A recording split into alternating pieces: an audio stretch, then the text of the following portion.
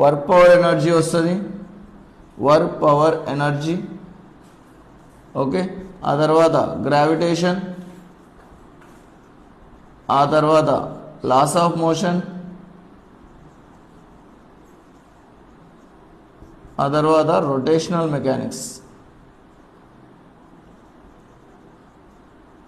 ఈ చాప్టర్స్ వచ్చేసి దీనిలో మెకానిక్స్లో వస్తాయండి. ఓకేనా, థర్మల్ ఫిజిక్స్ అంటే థర్మల్ ఫిజిక్స్ గురించి చదవాలంటే థర్మోడైనమిక్స్ 4 చాప్టర్స్ వస్తాయి. 4 chapters are there. Okay, thermal physics means studying about the heat, temperature, all that things. Acoustics means sound. There are 2 chapters are there. Here 2 chapters are there. One is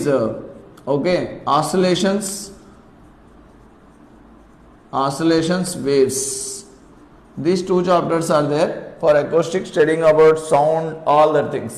Coming on the electromagnetism, here up to here is first chapters. Okay, this is the first year and this is the second year. Got it what I am saying? Okay, what is the here electromagnetism lo chesi electromagnetism lo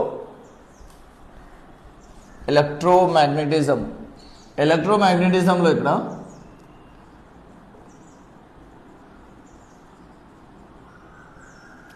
2 parts ఉన్నాయండి. ఎలక్ట్రోమాగ్నెటిజంలో 2 parts ఉన్నాయి. Electrostatics ఒకటి, electrodynamics ఒకటి.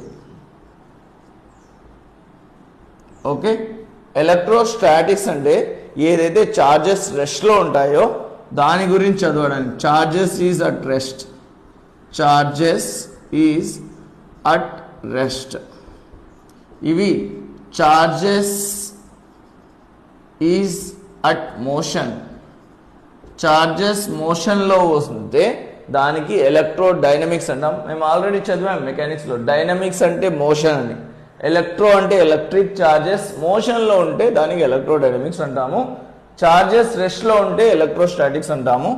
దీంట్లో వచ్చేసి 2 chapters వస్తాయి. ఒకటి electric charges and fields ఒకటి వస్తుంది. ఆ తర్వాత ఎలక్ట్రోస్టాటిక్ పొటెన్షియల్ అండ్ కెపాసిటెన్స్ వస్తుంది. ఈ 2 చాప్టర్స్ దీంట్లో వస్తాయండి.